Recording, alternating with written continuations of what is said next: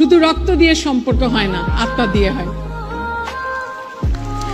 আত্মাটাকে বড় করতে হয় রে বাবা, মনটাকে অনেক বড় করতে হয়। সমুদ্রের মতো বড় মন নিয়ে তোমরা আজকে যেখানে দাঁড়িয়ে আছো, এখান থেকে যাত্রা শুরু করবে, এটি আশা করি তোমাদের কাছে।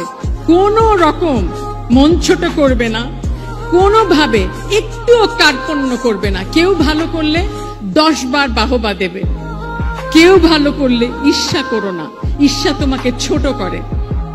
এবং আরেকটি জিনিস মনে রেখো, আমাদের জীবনে আমরা এমন একটা জায়গায় এসে পৌঁছেছি যেখানে আমরা শুধু কিন্তু তির্যক সমালোচনায় মেতে থাকি।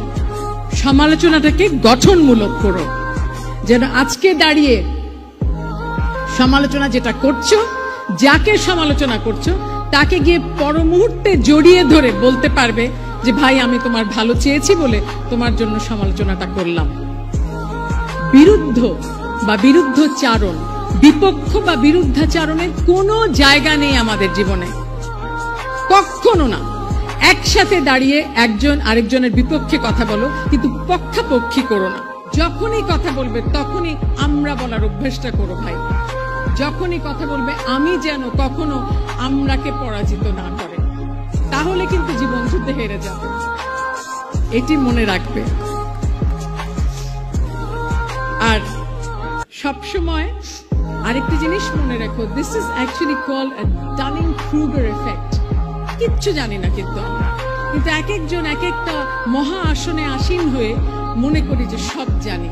এই সব জানা, সব বোঝার রাজত্ব থেকে নিজেদেরকে পরিত্রাণ দাও, একদম সামলে রাখো।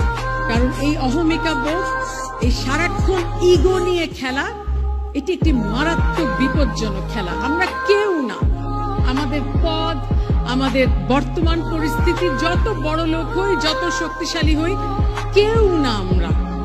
আমাদেরকে কোনটা সংজ্ঞায়িত করে জানো? কত কল্যাণ করতে পারবে সেটা, মানুষের কত ভালো করতে পারো। আজকে দাঁড়িয়ে মনে হচ্ছে যে আইডিয়ালিস্টের মতো কথা বলছি, কারণ বলা প্রয়োজন। তোমাদেরকে সকলে আমরা সব সময় সত্যি কথা বলছি না। আমরা যারা বয়োজ্যেষ্ঠ, যারা মুরব্বী, যারা পথ দেখাচ্ছি, তারা সব সময় কিন্তু তোমাদেরকে ঠিক কথাটা বলছি না। আদর্শের কথা বলছি না বলে কিন্তু আদর্শ হারিয়ে যাচ্ছে। বইয়ের কথাগুলো বলছি না বলে কিন্তু আজকে বই পড়ছি না। এই জায়গাটিতে কোনো কম্প্রোমাইজ নেই। যত পারো বই পড়বে, প্রত্যেক দিন পড়বে। আমি এই বুড়ো বয়সে এসে প্রথম 1 ঘন্টা চট করে শুধুমাত্র এই যন্ত্রটিতে থাকি, যেটিও খুব খারাপ, কিন্তু চট করে পড়ার চেষ্টা করি কোথায় কি হচ্ছে। কিন্তু যত কাগজে পড়ি না কেন, শেষ পর্যন্ত আমার শেষটি কিন্তু নিউজ